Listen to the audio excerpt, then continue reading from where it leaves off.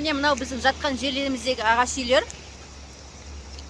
Сыртта жүруін жүріп, жоғарға шығып, катамаранға мініп, қыдырып, бәрін көріп келдік. Енді ішке келіп, шашлык пісірейін деп жатырық, қарбыз жеп алдық. Шашлык пісірейін деп жатырық. Мына жерде таудан ағып жатқан су, ауа райы деген керемет вообще. Күшті, сөзбен жеткізу мүмкін емес енді. Андай таулар.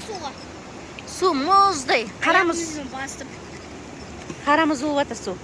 Бірақ сонда да адамдар болды да жаңа түс қайта.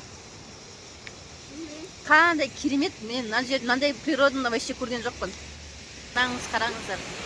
Мына жерлерде ар жақта вообще көп.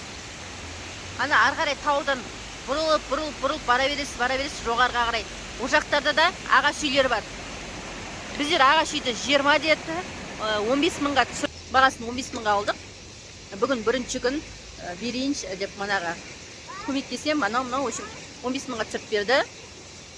Ішінде көрпе төсегі бар, ағаш ыдыстары бар, аз-боз, сосын мангалы бар, шашлык пісіретін, қазан бар, бірдеңе пісіретін.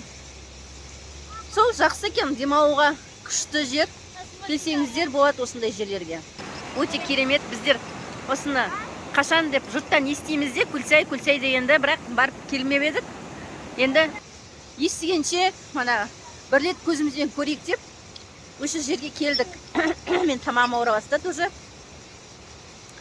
Кешке қарай кәдімгідей салқын болып кетті. Қалың киімдерімізді алып келгендеріміз жақсы болды. Кешке қарай келсеңіздер, енді кешке негізі ночевкамен солай келеді ғой. Күндіз ыссы болғанмен, кешке енді қалың киімдеріңізді итак алып келесіздер.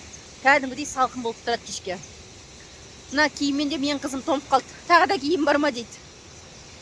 Сол, достар, бізбен бірге болыңыздар. Лайк, комментарий ұмытып кетпеңіздер. Пока.